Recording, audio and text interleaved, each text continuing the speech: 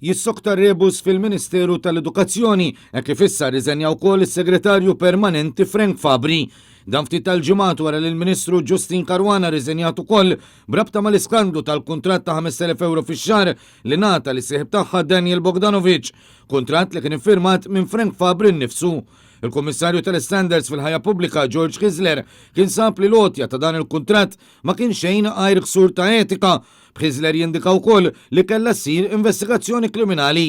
Dan il-kuntratt kien ġibet mewġa ta' kritika enormi mill-professjonisti fil-qasam edukattiv li spjegaw kif dawn il-5,000 euro fix-xahar bla dubju li kienu jkunu tajnuna akbar li kikun tefqu b'mod għaqli.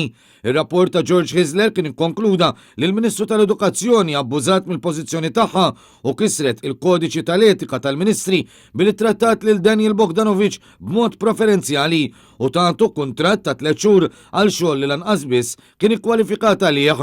Fi żmien il-miliet il-Ministru Clifton Grima ħadd mexxija ta' dan il-Ministeru minn idejn Justin Caruana, rekord ta' 4 ministri f'leġislatura waħda għal settur tant importanti għal pajjiżna u għal uliedna.